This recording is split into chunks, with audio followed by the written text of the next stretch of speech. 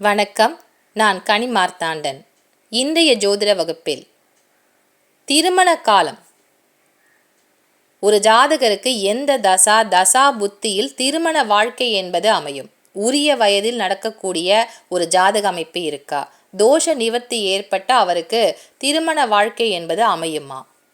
எந்த தசா காலம், அந்த தசாவில் நடக்கக்கூடிய புத்தி என்ன அப்படிங்கிறதுக்கான கணிப்பு என்ன? ஒரு ஜாதகத்தை அடிப்படையாக வைத்துக்கொண்டு அந்த ஜாதகருக்கு எப்போ திருமண வாழ்க்கை என்பது அமைந்தது அப்படிங்கிறதுக்கான விளக்கத்தை இன்னைக்கு ஜோதிட வகுப்பில் நீங்கள் பார்க்க போகிறீங்க. திருமண காலத்தை கணிக்கின்ற பொழுது ஜாதகத்தில் நடக்கக்கூடிய நடப்பு தசா புத்தியை மட்டும் வைத்து கணிக்கக்கூடாது. கோச்சார கிரகங்களுடைய பெயர்ச்சி எப்படி இருக்கு, கோச்சார கிரகங்கள் தரக்கூடிய பலன் என்ன என்பதை பற்றியும் கணித்து பார்க்கணும். கோச்சாரம் என்பது இப்போ இந்த ஆண்டு நடக்கக்கூடிய கிரகங்களுடைய பெயர்ச்சி, அதுதான் இந்த கோச்சார கிரகங்களுடைய நகர்வு. அதையும் தெரிந்து கொண்டு தான் அந்த ஜாதகருக்கு திருமண வாழ்க்கை இந்த ஆண்டு இருக்குமா, இல்லை அவருக்கு எப்பொழுது திருமண வாழ்க்கை அமையக்கூடிய ஒரு புத்தியாக இருக்கும் அப்படிங்கிறத கணிக்க முடியும். இந்த உதாரண ஜாதகப்படி இந்த ஜாதகருக்கு புதன் தசா குரு புத்தியில் திருமண வாழ்க்கை என்பது அமைந்தது. அது எப்படி அப்படிங்கிறதுக்கான விளக்கம்தான் இன்னைக்கு ஜோதிட வகுப்பு. முதல்ல ஒரு ஜாதகருக்கு திருமண வாழ்க்கை என்பது உரிய காலத்தில் சரியான ஒரு திருமண வாழ்க்கை என்பது அமையுமா? உரிய காலம் என்றால் ஒரு ஆண் பெண் யாராக இருந்தாலும் அவங்களுக்கு திருமண வாழ்க்கை என்பது வயசு ஒரு 27 வயதுக்குள் திருமண வாழ்க்கை என்பது அமைந்து விட்டால் அது ஒரு சரியான திருமண வாழ்க்கைக்குரிய காலகட்டம். அதை தாண்டிட்டாங்க அப்படின்னு சொன்னால் அந்த திருமண வாழ்க்கை கொஞ்சம் லேட் ஆயிடுச்சு, தாமதமாக நடக்கக்கூடிய ஒரு திருமண காலமாக இருக்குது அப்படிங்கிறத எடுத்துக்கலாம். இந்த ஜாதகருக்கு ஒரு வயசு 25 என்று ஆகின்ற பொழுதே திருமண வாழ்க்கை என்பது அமைந்து விடுகிறது. அப்போ இந்த ஜாதகருக்கு இந்த உரிய காலத்தில் திருமணத்திற்குரிய வாய்ப்பு இருக்கா அப்படின்னு கணிக்கிறதுக்கு என்ன விதிகள் இருக்குன்றத பார்க்கலாம். பல விதிகள் நான் இது வரைக்கும் என்னோட ஜோதிட வகுப்பில் சொல்லி கொடுத்துருக்கேன்.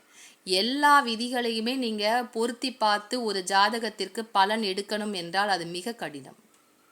மிகவும் முக்கியமான சூட்சமமான ஜோதிட விதிகளை நீங்கள் எடுத்து தான் ஒரு ஜாதகத்திற்கு பலனை கணிக்கணும். ஒரு ஜாதகருக்கு திருமண வாழ்க்கை என்பது சரியான திருமணத்திற்குரிய காலத்தில் திருமண வாழ்க்கை என்பது அமையுமா என்று பார்ப்பதற்கு பல விதிகள் இருந்தாலும் மிக முக்கியமான விதி என்பது ஒரு ஜாதகத்தில் குரு சுக்கிரனை பார்க்கணும். பிறப்பு குரு பிறப்பு சுக்கிரனை ஜாதகத்தில் பார்க்கணும். குருவுக்கு எத்தனை பார்வைகள் இருக்கு? 3 பார்வைகள் இருக்கு. 5, 7, 9 ஆகிய ஸ்தானங்களை குரு பார்ப்பார். அப்படி பார்க்கின்ற பொழுது அந்த திருமண வாழ்க்கை என்பது அவங்களுக்கு சீக்கிரமாக அமையும். ஒரு வயசு 27க்குள்ளே கண்டிப்பாக திருமணத்திற்குரிய காலகட்டம் அப்படிங்கிறது உண்டு அப்படின்னு எடுத்துக்கலாம். குருவினுடைய பார்வை லக்கணத்திற்கு 7ஆம் இடத்திற்குரிய அதிபதியின் மீது விழ வேண்டும், அல்லது லக்கணத்தினுடைய 7ஆம் இடத்திற்கு குருவினுடைய பார்வை கிடைக்க வேண்டும். ஏன்னா குருவே ஒரு ஜாதகத்தில் சுப கிரகம் அப்படிங்கிறதுனால குருவே நல்ல திருமண வாழ்க்கை சுப காரியங்களை நடத்தி தரக்கூடியவர் கிரகம் என்னன்னு பார்த்தீங்கன்னா குரு தான். அப்போ குருவினுடைய பார்வை லக்கணத்திற்கு 7ஆம் இடத்தின் மீது பதிய வேண்டும், அல்லது 7ஆம் இடத்து அதிபதியின் மீது குருவினுடைய பார்வை கிடைக்க வேண்டும். நான் சொல்றது எல்லாமே பிறப்பு குருவினுடைய பார்வையை பற்றி தான் சொல்லிட்டு இருக்கேன்.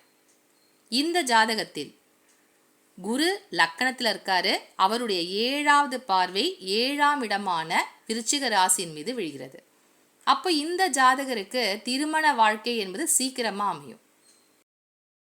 பார்வை 7ஆம் இடத்திற்கு கிடைத்து விட்டது.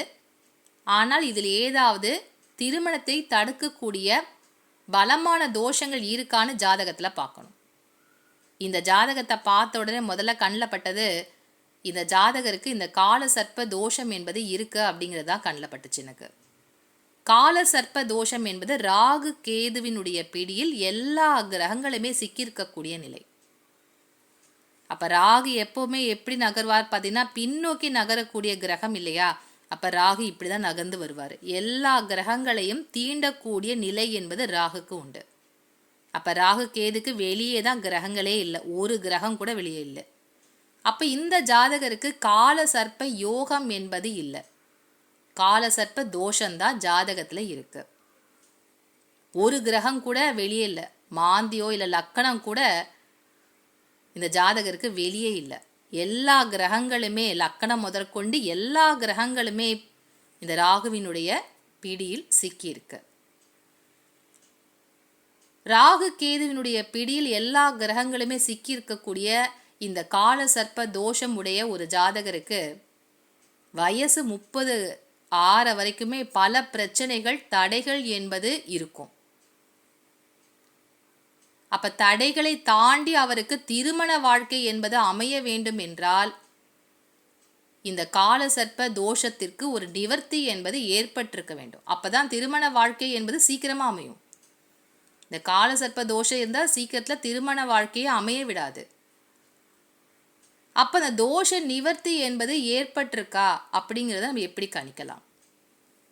இந்த பிறப்பு ஜாதகத்தில் குருவே சுபர் இல்லையா, அப்ப குருவினுடைய பார்வை ராகுக்கு கிடைக்குதான்னு பார்க்கணும். எப்படி குரு நின்ற இடத்துல இருந்து 7ஆம் இடத்தை பார்த்தாரோ அதே போல குரு தான் நின்ற இடமான ரிஷப ராசியிலிருந்து 5வது பார்வையாக ராகுவை பார்க்கின்றார். அப்போ குருவினுடைய 5வது பார்வை ராகுவிற்கு கிடைக்கிறது. அப்ப தோஷ நிவர்த்தி என்பது ஏற்பட்டதால் அவருக்கு திருமண வாழ்க்கை என்பது வயது 25 திருமண வாழ்க்கை என்பது நடக்குது. இந்த தோஷ நிவர்த்தி ஏற்படவில்லை என்றால் வயசு 30 கடந்த பிறகுதான் திருமண வாழ்க்கையே அவருக்கு அமையும். ஆனா இங்க ராகு கேதோட பிடியில எல்லா கிரகங்களும் சிக்கி இருந்தாலும் குருவினுடைய அருள் பார்வை என்பது ராகுக்கு கிடைக்குது. அப்ப இந்த ஜாதகருக்கு தோஷ நிவர்த்தி ஏற்பட்டதால் ஒரு வாலிப வயதில் திருமண வாழ்க்கையை அவர் எதிர்கொள்கிறார். இந்த ஜாதகருக்கு புதன் தசா நடக்கின்ற பொழுது திருமண வாழ்க்கை என்பது அமைந்திருக்கிறது. புதன் தசாவில் குரு புத்தி என்பது நடக்கக்கூடிய காலகட்டத்தில் திருமண வாழ்க்கை என்பது அமைந்திருக்கிறது. பொதுவாகவே இந்த திருமண வாழ்க்கை என்பது எந்த தசாவில் ஒருத்தருக்கு வாழ்க்கை என்பது கிடைக்கும் அப்படின்னு பார்த்தீங்கன்னா, லக்கணத்திற்கு 2, 4, 7 மற்றும் 12ஆம் இடம் இயங்குகின்ற காலகட்டத்தில் தான் திருமண வாழ்க்கை என்பதே அமையும். 2 என்பது குடும்பஸ்தானம், 4 என்பது சுகஸ்தானம், 7ஆம் இடம் என்பது திருமணஸ்தானம், களத்திரஸ்தானம். 12 அப்படின்னாலே எல்லாரும் எடுத்துக்கிறது அது செலவு விரயம் அப்படின்னு எடுத்துப்பீங்க. ஆனால் 12 என்பது தான் பஞ்சனை சுகத்தை காட்டக்கூடியது. 12 என்பது தூக்கம். அப்போ ஒரு ஜாதகருக்கு பஞ்சனை சுகம் தரக்கூடிய காலகட்டத்தில் தான் திருமண வாழ்க்கை என்பது அமையும். அப்போ 2, 4, 7, 12 இந்த 4 இடங்களுடைய கிரகங்கள் தசா நடத்தினால் அந்த ஜாதகருக்கு திருமண வாழ்க்கை என்பது தரக்கூடிய காலகட்டமாக அமையும். திருமண காலத்தில் எந்த தசா புத்தி நடந்தால் சீக்கிரமாக திருமண வாழ்க்கை என்பது கிடைக்கும்னு பார்த்தீங்கன்னா, 2, 4, 7 மற்றும் 12 பாவக அதிபதிகளுடைய தசா புத்தியில் திருமணம் என்பது நடக்கும். அப்படி இல்லைன்னா அதில் அமர்ந்திருக்கக்கூடிய கிரகங்களுடைய தசா புத்திலையும் திருமண வாழ்க்கையை நீங்கள் எதிர்பார்க்கலாம்.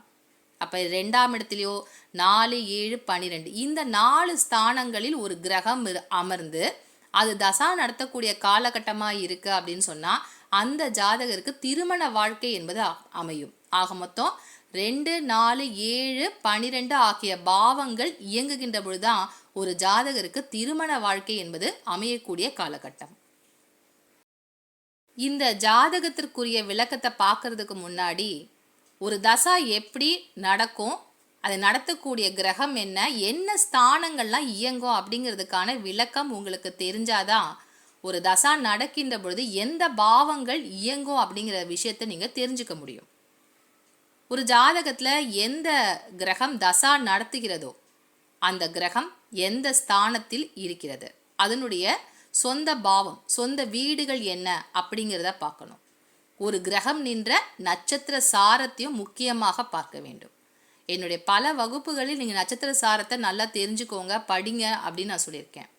அப்போது ஒரு கிரகத்தினுடைய தசா நடக்கின்ற பொழுது அந்த கிரகம் நிற்கக்கூடிய நட்சத்திர சாரம் என்னன்னு பார்க்கணும். அந்த நட்சத்திர சாரத்திற்குரிய ஸ்தானங்கள், அந்த பாவங்களும் சேர்ந்தே அந்த தசாவில் ஜாதகருக்கு கிடைக்கும். தசா நடத்தக்கூடிய கிரகம் வாங்கிய நட்சத்திர சாரம் என்னவோ அந்த நட்சத்திர சாரத்தில் எத்தனை கிரகங்கள் ஜாதகத்தில் இருக்கோ அத்தனை கிரகங்களுமே அந்த தசா நடக்கின்ற பொழுது அதனுடைய பலனை ஜாதகருக்கு தரும். இதுதான் ஒரு ஜாதகத்தில் கிரகம் தசா நடத்துகின்ற பொழுது எந்த ஸ்தானங்கள்லாம் ஜாதகத்தில் அந்த தசா புத்தியில் நடக்கும் அப்படிங்கிறதுக்கான விளக்கம் இதுதான். இது நீங்கள் இன்னும் எளிமையாக புரிஞ்சுக்கணும்னா இந்த ஜாதகத்தை பார்க்கும்போது உங்களுக்கு புரியும். இந்த உதாரண ஜாதகத்தில் இந்த ஜாதகருக்கு புதன் தசா நடக்கக்கூடிய காலகட்டத்தில் தான் திருமண வாழ்க்கை என்பது அமைந்தது. ரிஷப லக்னத்தில் பிறந்த இந்த ஜாதகருக்கு புதன் 2 மற்றும் 5ஆம் இடத்திற்கு அதிபதி. புதன் ஆட்சி பெற்ற நிலையில் மிதுன ராசியில் இருக்காரு. புதன் நின்ற நட்சத்திர சாரம் என்னன்னு பார்க்கணும். அப்போ புதன் தசாவில் அதுக்கு என்னென்ன ஸ்தானங்கள் இயங்கும் அப்படின்னு பார்த்தீங்கன்னா இந்த ஜாதகருக்கு 2ஆம் இடமும் 5ஆம் இடமான பூர்வ புண்ணிய ஸ்தானமும் நடக்கும். 2 என்பது குடும்பஸ்தானம், வாக்கு தனஸ்தானம். அப்போ இந்த ஜாதகருக்கு குடும்ப வாழ்க்கையும் 5ஆம் இடமான பூர்வ புண்ணிய ஸ்தானத்திற்கு அதிபதியான புதனே தசா நடத்துறதுனால இந்த 2 ஸ்தானங்களும் அவருக்கு இந்த புதன் தசாவில் நடக்கும். ஏன்னா புதன் வேறு எந்த ஸ்தானங்களிலுமே இல்லை. புதன் இருக்கக்கூடியது 2ஆம் இடமான தனஸ்தானத்தில் தான் அமர்ந்திருக்காரு. அதனால இந்த ஜாதகருக்கு புதன் தரக்கூடிய ஸ்தானங்களுடைய பலன்கள் என்னன்னு பார்த்தீங்கன்னா புதன் தசாவில் 2ஆம் இடமும் 5ஆம் இடத்திற்குரிய பலன்களும் அவருக்கு கிடைக்கும். அடுத்தபடியாக பார்க்க வேண்டியது புதன் நின்ற நட்சத்திர சாரம் என்னன்னு பார்க்கணும். புதன் நின்ற நட்சத்திர சாரம் என்னன்னு பார்க்க போறோம். புதன் புனர்பூச நட்சத்திரத்தில் இருக்காரு. புனர்பூசம் என்பது குருவினுடைய நட்சத்திரம். குரு நின்ற நட்சத்திர சாரம் என்னன்னு பார்க்கணும். அடுத்தபடியாக குரு நிற்கக்கூடியது மிருகசீஷ நட்சத்திரத்தில் இருக்காரு. செவ்வாயினுடைய சாரம் பெற்று குரு இருக்காரு. ஒரு ஜாதகத்தில் ஒரு கிரகம் எப்படி வேலை செய்ய போகுது, இயங்க போகுது அப்படின்னு பார்க்கறதுக்கு கண்டிப்பாக அது நிற்கக்கூடிய நட்சத்திர சாரம் என்னன்னு பார்க்கணும். நட்சத்திர கால் என்னன்னு பார்த்தீங்க அப்படின்னு சொன்னாதான் அது என்ன ஸ்தானங்களை பலமாக ஒரு புத்தியில ஒரு தசாவில் நடத்த போகிறது அப்படின்னு நீங்கள் தெரிஞ்சுக்க முடியும். இந்த ஜாதகருக்கு புதன் புனர்பூச நட்சத்திரம் குருவினுடைய சாரம் வாங்கியிருக்காரு. குரு நிற்கக்கூடிய நட்சத்திர சாரம் என்னன்னு பார்த்தீங்கன்னா செவ்வாய். இந்த செவ்வாயை புத்திநாதன் சொல்லுவாங்க, இல்லைன்னா சாரநாதன் என்றும் அழைப்பாங்க. அப்போ இந்த ஜாதகருக்கு குரு நிற்கக்கூடிய நட்சத்திர சாரம் என்னன்னு பார்த்தீங்கன்னா செவ்வாயினுடைய கால் வாங்கி இருக்காரு. செவ்வாய் இந்த ஜாதகருக்கு என்ன ஸ்தானங்களுக்கு அதிபதியாக இருக்காருன்னு அடுத்தபடியாக பார்க்கணும். லக்கணத்திற்கு 7ஆம் இடத்திற்கும் 12ஆம் இடத்திற்கும் செவ்வாயே அதிபதியாக இருக்கின்றார். 7ஆம் இடம் என்பது திருமணஸ்தானம், களத்திரஸ்தானம். 12 என்பது விரையன் மட்டும் எடுத்துக்காதீங்க, பஞ்சனையை காட்டக்கூடிய இடமும் அதுதான். அதனால ஒரு ஜாதகருக்கு இந்த பஞ்சனை யோகத்தை தரக்கூடிய இடம் 12ஆம் இடம். அப்ப செவ்வாயே 7 மற்றும் 12ஆம் இடத்திற்கு அதிபதியாகவும் இந்த ஜாதகருக்கு இருக்காரு.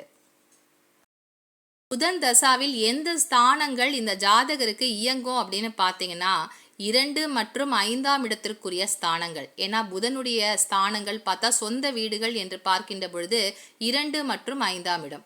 புதனுக்கு சாரம் தந்த புத்திநாதன் சாரநாதன் அவருடைய ஸ்தானங்கள் என்னன்னு பார்த்தீங்கன்னா 8ஆம் இடம் மற்றும் 11ஆம் இடம். ஏன்னா குரு தான் அவருடைய நட்சத்திரத்தை தந்திருக்காரு. அப்போ அந்த சாரம் தந்த குருவினுடைய ஸ்தானங்கள் என்ன இந்த ஜாதகத்தில் பார்த்தீங்கன்னா 8 மற்றும் 11ஆம் இடம். ஏன்னா 8 அப்படிங்கிறது தனுசு ராசி, 11 என்பது மீன ராசி. அப்போ இந்த 2 இடங்களுக்குமே பார்த்தீங்கன்னா குருவே அதிபதியாக இருக்காரு. அப்போ இந்த ஜாதகருக்கு 8 மற்றும் 11ஆம் இடங்களும் இயங்க ஆரம்பிக்கும். அதற்கு அடுத்தபடியாக குரு நின்ற நட்சத்திர சாரம் பார்க்கின்ற பொழுது அவர் செவ்வாயினுடைய நட்சத்திர சாரம் பெற்று இயங்குகின்றார் இந்த ஜாதகத்தில். இது ரொம்ப முக்கியம். இதை பார்த்தீங்கன்னா தான் அந்த தசா புத்தி எப்படி வேலை செய்யும் அப்படிங்கிறதுக்கான விளக்கத்தை நீங்கள் பார்க்க முடியும். அப்போ குரு நின்ற நட்சத்திர சாரம் பார்த்தீங்கன்னா செவ்வாயினுடைய கால் வாங்கி இருக்காரு. செவ்வாய் ஜாதகத்தில் எந்த இடங்களுக்கெல்லாம் அதிபதி அப்படின்னு பார்த்தீங்கன்னா 7 மற்றும் 12ஆம் இடத்திற்கு அதிபதியாக வராரு. அப்போ இந்த 2 இடங்களும் சேர்த்து இந்த ஜாதகத்தில் புதன் தசாவில் இயங்கும். புதன் தசா நடக்கின்ற பொழுது புதன் வந்து ஆட்சி பெற்று இருக்காரு, எந்த கிரகத்துடன் சேர்ந்து இருக்காருன்ற விஷயத்தையும் சேர்த்தே பார்க்கணும்.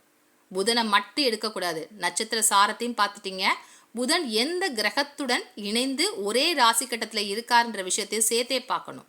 இந்த ஜாதகருக்கு மிதுன ராசியில் இருக்கக்கூடிய புதன் சூரியனுடன் சேர்ந்து இந்த ஜாதகத்தில் இருக்காரு.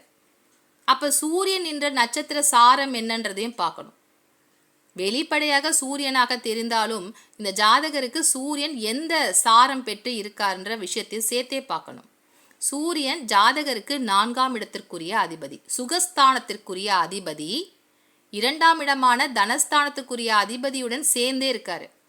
அப்போ குடும்ப வாழ்க்கை இந்த ஜாதகருக்கு கிடைக்கக்கூடிய காலகட்டத்தில் சுகமும் சேர்ந்தே அவருக்கு இயங்கும். அப்போ புதன் தசா அவருக்கு இந்த சுகஸ்தானத்தையும் சேர்த்தே இயக்கக்கூடியதாக இருக்கு. வேறு கிரகங்களே இல்லாமல் புதன் மட்டும் இருக்காரு அப்படின்னு சொன்னால் இப்போ நான் முதல்ல சொல்லக்கூடிய பாவங்கள் தான் இயங்கும் அப்படின்னு எடுத்துக்கலாம். ஆனால் சூரியனுடன் சேர்ந்து புதன் இந்த ஜாதகத்தில் சேர்ந்திருக்காரு. அப்போ புதன் தசாவில் இந்த ஜாதகருக்கு சூரியன் என்பவர் சுகஸ்தானம் அப்படிங்கிறதுனால சுகஸ்தானமும் இந்த ஜாதகருக்கு வேலை செய்யும். சுகஸ்தானம்னா 4ஆம் இடம். அப்போ 4ஆம் இடமும் இந்த ஜாதகருக்கு புதன் தசாவில் வேலை செய்யும். அப்போ புதன் நின்ற நட்சத்திர சாரம் பார்த்த மாதிரி சூரியன் நின்ற நட்சத்திர சாரமும் நம்ம பார்க்கணும். இந்த ஜாதகருக்கு சூரியன் வாங்கிய நட்சத்திர சாரம் என்னன்னு பார்த்தீங்கன்னா புனர்பூசம், குருவினுடைய நட்சத்திர கால் வாங்கி இருக்காரு. குரு நம்ம ஏற்கனவே பார்த்தபடி அவர் 8 மற்றும் 11ஆம் இடத்துக்கு அதிபதியாக குரு இருக்காரு ஜாதகத்தில். இப்போ இந்த குரு ஜாதகத்தில் எங்கே இருக்காரு?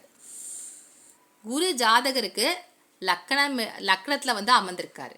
லக்னத்தில் களத்திரக்காரகனாகிய சுக்கிரனுடன் சேர்ந்து அமர்ந்திருக்காரு. 7ஆம் இடத்தையும் பார்க்கிறாரு. அப்போ குரு லக்னத்தில் அமர்ந்து 7ஆம் இடத்தை பார்க்கக்கூடிய கிரகமாக வேலை செய்கிறாரு. அப்போ இந்த ஜாதகருக்கு குருவினுடைய இந்த நட்சத்திர சாரங்கள் இயங்குகின்ற பொழுது அவருக்கு திருமண வாழ்க்கை என்பது அமையும். ஜாதகருக்கு புதன் தசா குரு புத்தியில் திருமண வாழ்க்கை என்பது அமைகிறது. புதன் தசா புதன் நிற்கக்கூடிய நட்சத்திர சாரம் என்னன்னு பார்த்தீங்கன்னா குருவினுடைய கால் வாங்கி இருக்காரு. அதே மாதிரி புதனுடன் சேர்ந்து இருக்கக்கூடிய கிரகம் என்னன்னு பார்த்தீங்கன்னா சூரியன். புதன் சூரியன் சேர்க்கை இருக்கிறது ஜாதகத்தில். சூரியனும் குருவினுடைய நட்சத்திரமான புனர்பூச நட்சத்திரம் இருக்காரு. அப்போ இந்த ஜாதகருக்கு இந்த 2 கிரகங்களுமே புதன் சூரியன் இந்த 2 கிரகங்களுமே இயங்கக்கூடிய ஒரு முக்கியமான பலம் என்னன்னு பார்த்தீங்கன்னா சாரநாதன் யாருன்னு பார்த்தீங்கன்னா குருவாகத்தான் இருக்காரு. குருவினுடைய பார்வை லக்னத்தில் இருந்து 7ஆம் இடமான திருமண ஸ்தானத்தின் மீது பதிகிறது. அது மட்டுமல்லாமல் களத்திரக்காரகனான சுக்கிரனும் தனது 7வது பார்வையாக 7ஆம் இடத்தை பார்க்கின்றார். அப்போ இவருக்கு திருமண வாழ்க்கை என்பது அப்போ குரு புத்தியில தான் திருமண வாழ்க்கை என்பது அமையும். குருவும் சுக்கிரனும் சேர்ந்து இருந்தாலும் குருவினுடைய பார்வை சுக்கிரனுக்கு கிடைக்காது, சுக்கிரனுடைய பார்வை குருக்கு கிடைக்காது. ஏனென்றால் 2 பேரும் ஒரே இடத்துல தான் இருக்காங்க. குரு தான் நின்ற இடத்துல இருந்து 5, 7, 9 ஆகிய ஸ்தானங்களை மட்டும்தான் பார்ப்பாரு. கூடவே இருக்கக்கூடிய சுக்கிரனை பார்க்க மாட்டாரு. சுக்கிரனுக்கு ஒரே ஒரு பார்வை தான், அது 7வது பார்வை மட்டும்தான் உண்டு. அப்போ சுக்கிரனும் குருவும் சேர்ந்து 7ஆம் இடத்தின் மீது தங்களுடைய பார்வையை பதிப்பதால் தான் இந்த ஜாதகருக்கு குரு புத்தி வரும்போது திருமண வாழ்க்கை என்பது அமைகிறது. தசா புத்தி எப்படி வேலை செய்யுது அப்படிங்கிறத நீங்கள் புரிஞ்சிட்டு இருப்பீங்க. ஆனால் இந்த ஜாதகருக்கு திருமண காலம் வரக்கூடிய காலகட்டத்தில் அந்த புதன் தசா குரு புத்தியில் கோச்சார கிரகமான குரு எப்படி அந்த ஜாதகருக்கு பலத்தை கொடுக்குறாருன்றதையும் பார்க்கணும். ஏன்னா கோச்சார கிரகங்களுடைய பெயர்ச்சியும் மிக முக்கியமானது. தசாவை மட்டும் பார்த்து ஒருத்தருக்கு திருமண காலம் இந்த ஆண்டு தான் நடக்கும் அப்படின்னு எடுக்கக்கூடாது. கோச்சார கிரகங்களுடைய பெயர்ச்சியும் நல்லபடியாக இருந்தால் தான் திருமண வாழ்க்கை என்பது அமையும். இவருக்கு திருமணம் நடந்த காலகட்டத்தில் கன்னி ராசியில் கோச்சார குரு வந்து அமரக்கூடிய நிலை. அப்போ கோச்சார குருவினுடைய பார்வை லக்னத்தின் மீது படுகிறது. 5, 7, 9 ஆகிய ஸ்தானங்களை பார்ப்பார் இல்லையா? அப்போ கோச்சார குருவினுடைய பார்வை இந்த ஜாதகருக்கு 9ஆம் இடமான பாக்கியஸ்தானத்தின் மீது விழுகிறது. அடுத்தபடியாக 7ஆம் இடமான மீன ராசியின் மீதும் லக்ன கோச்சார குருவினுடைய பார்வை லக்கணத்திற்கு 9ஆம் இடமான பாக்கியஸ்தானத்தில் இருக்கும். அடுத்தபடியாக 7ஆம் இடம், அதாவது கோச்சார குருவுக்கு 7ஆம் இடமான மீன ராசி இந்த லக்கணத்திலிருந்து 11ஆம் இடமான லாபஸ்தானத்தின் மீது இந்த ஜாதகருக்கு விழும். அடுத்தபடியாக கோச்சார குருவினுடைய பார்வை லக்கணத்தின் மீது விழும். 9ஆம் பார்வை தான் ரொம்ப பலமான பார்வை. அப்போ குருவினுடைய 9வது பார்வை லக்கணத்தின் மீது விழும். இந்த ஜாதகருக்கு புதன் தசா நடந்துட்டு இருக்கு, குரு புத்தி நடக்கக்கூடிய காலகட்டம். அப்ப பிறப்பு குருவின் மீது கோச்சார குருவினுடைய அருள் பார்வை விழுகின்ற காலகட்டம் அவருக்கு திருமண வாழ்க்கையை தருகிறது. கேதுவின் மீது, பிறப்பு கேதுவின் மீது இந்த கோச்சார குருவினுடைய பார்வை விழுகின்ற பொழுது தடையில்லாத திருமண வாழ்க்கை என்பது நடத்தி தருகிறது. திருமண வாழ்க்கை சில பேருக்கு நடக்கின்ற காலகட்டத்தில் தேவையில்லாத பிரச்சனைகள் ஏதாவது நடந்து, ஏதாவது ஒரு சம்பவம் நடந்து அந்த திருமண வாழ்க்கை என்பது கைகூடாமல் போயிடும். அதை தரக்கூடிய கிரகம் என்னன்னு பார்த்தீங்கன்னா கேது தான். இந்த கேது தான் தடையை தந்துருவார். இந்த ஜாதகருக்கு கோச்சார குருவினுடைய பார்வை கேது மீது விழுகிறது. அப்போ கேது என்பவர் தன்னுடைய தடைகளை அந்த காலகட்டத்தில் தரமாட்டார். அப்போ ஜாதகருக்கு தடையில்லாத ஒரு திருமண வாழ்க்கை என்பது நடத்தி தரக்கூடிய காலகட்டமாக அது அமைஞ்சிருக்கு. கோச்சார குருவினுடைய பார்வை ஜென்ம சந்திரனுக்கு கிடைச்சிருக்கு. அப்போ குரு பெயர்ச்சி இவருக்கு மிகப்பெரிய ஒரு திருமண வாழ்க்கையை தடையில்லாமல் நடத்தி தரக்கூடிய காலகட்டத்தில் அமைஞ்சிருக்கிறதுனால கோச்சாரமும் நல்லா இருக்கு. அவருக்கு இந்த புதன் தசாவும் குரு புத்தி நடக்கக்கூடிய காலகட்டம் திருமண வாழ்க்கையை தரும் அப்படின்னு நம்ம எடுத்துக்கலாம். இப்போ கேதுக்கு கோச்சார குருவினுடைய பார்வை கிடைக்குதுன்னு பார்த்தோம்.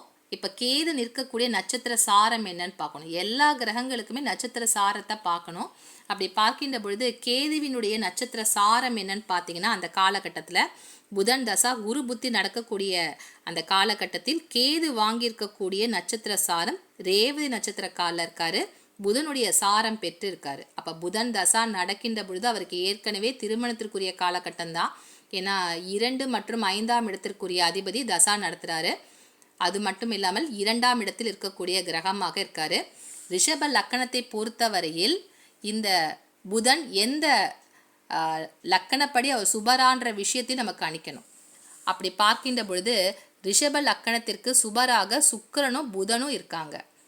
அப்போது ரிஷப லக்கணத்திற்கு சுபரான சுக்கிரன் தன்னுடைய 7வது பார்வையாக திருமண ஸ்தானத்தை பார்க்குறாரு. தசா நடத்தக்கூடிய கிரகம் என்னன்னு பார்த்தீங்கன்னா லக்கண சுபர். அப்போது ஒவ்வொரு லக்கணத்திற்கும் தனித்தனியாக சுபர்கள் இருப்பாங்க. நம்ம பொதுப்படையாக பார்க்கக்கூடிய குரு சுபர், சுக்கிரன் சுபர்னு எடுக்கக்கூடாது. லக்கண சுபராக எந்த கிரகம் வருன்றதையும் பார்க்கணும். அப்போது அந்த லக்கண சுபராக வரக்கூடிய கிரகம் தசா புத்தி நடக்கக்கூடிய காலகட்டத்தில் தொடர்பு கொண்டால் அந்த ஜாதகருக்கு சுப காரியங்கள், சுப வேலைகள் சேர்ந்து வரும். காலசர்ப்ப தோஷத்தை பொறுத்தவரையில் எப்படி ராகுவிற்கு குருவினுடைய பார்வை கிடைப்பதால் தோஷ நிவர்த்தின்னு நம்ம எடுத்துக்கிட்டோமோ, அதே மாதிரி கேது, அதாவது பிறப்பு கேதுக்கு தோஷ நிவர்த்தி ஏற்பட்டிருக்கான்றதையும் பார்க்கணும். ரிஷப லக்கணத்திற்கு சுபராக வரக்கூடிய கிரகங்கள் சுக்கிரன் மற்றும் புதன். இந்த கேது நிற்கக்கூடிய நட்சத்திர சாரம் ரேவதி நட்சத்திரத்தில் இருக்காரு. ரேவதி புதனுடைய நட்சத்திரம். அதனால் இந்த ஜாதகருக்கு லக்கண சுபருடைய சாரத்தில் கேது இருக்கிறதுனால தோஷ நிவர்த்தி என்பது ஏற்பட்டிருக்கு. லக்கண சுபர் யாருன்னு பார்த்த மாதிரி இந்த லக்கணத்திற்கு, ரிஷப லக்கணத்திற்கு பாதகாதிபதியாக வரக்கூடிய கிரகம் தொடர்பு கொள்கிறதா, இந்த தசாபுத்தி நடக்கக்கூடிய காலகட்டத்தில் தொடர்பு கொள்ளுதான்னு பார்க்கணும். அப்படி பார்க்கணுன்னா ரிஷப லக்கணத்திற்கு யார் பாதகாதிபதி? ரிஷப லக்கணத்திற்கு சனியே பாதகாதிபதி. சனியினுடைய சாரம் பெற்ற கிரகங்களோ இல்லை சனியுடன் சேர்ந்து நிற்கக்கூடிய கிரகங்களோ இந்த புதன் தசாவில் வேலை செய்யலை. அப்போ இந்த ஜாதகருக்கு திருமண வாழ்க்கை நிச்சயமாக தடையில்லாமல் நடக்கும் அப்படின்னு நம்ம எடுத்துக்கலாம். கோச்சார குரு லக்கணம் 2ஆம் இடம் 4, 5, 7, 11 மற்றும் 12 இந்த பாவங்களை தொடர்பு கொள்கின்ற பொழுது திருமண வாழ்க்கை என்பது நடத்தி தருவார். இந்த ஜாதகருக்கு புதனே 2ஆம் இடத்திற்கும் 5ஆம் இடத்திற்கும் அதிபதியாகி தசா நடத்துகிறாரு. கோச்சார குருவினுடைய பார்வை லக்கணத்தின் மீது பதிவதால் இவருக்கு பல்வேறு விதங்களில் நம்ம என்னென்ன பாவங்கள்லாம் இயங்கும்னு சொல்லி பார்த்தோம் இல்லையா? இந்த புதன் தசாவில் இந்த ஜாதகருக்கு லக்கணம் 2ஆம் இடம், 5ஆம் இடம், 7ஆம் இடம், 8ஆம் இடம், 11 மற்றும் 12ஆம் இடத்து பாவங்கள் இந்த புதன் தசாவில் இயங்குது. முக்கியமாக குரு புத்தி வரக்கூடிய காலகட்டத்தில் அவருக்கு திருமண வாழ்க்கை என்பது அமைகிறது. அது எப்படிங்கிறது இன்னைக்கு நீங்கள் பார்த்த ஜாதகத்தில் எப்படி ஒரு திருமண வாழ்க்கை நடக்கக்கூடிய காலகட்டத்திற்கு என்னென்ன விஷயங்கள்லாம் பார்க்கணுன்றதை சொல்லி கொடுத்துருக்கேன். மிக முக்கியமான இந்த நட்சத்திர சாரம் என்ன, லக்கணத்திற்குரிய சுபர் யார், அது எப்படி பொருத்தி பார்க்கணுன்ற விஷயங்களையும் சேர்த்து இன்னைக்கு ஜாதகம் பார்க்கக்கூடிய இந்த ஆய்வு ஜாதகத்தில் நீங்கள் பொருத்தி பார்த்துருப்பீங்க. ஒரு ஜாதகத்தில் திருமண வாழ்க்கை நடக்கக்கூடிய தசா புத்தியை எப்படி கணிக்கணுன்றதுக்கான இந்த வகுப்பில் நீங்கள் பல விஷயங்களை நீங்கள் தெரிஞ்சிட்டு இருப்பீங்கன்னு நினைக்கிறேன். மீண்டும் அடுத்த வகுப்பில் உங்களை சந்திக்கின்றேன். நன்றி, வணக்கம்.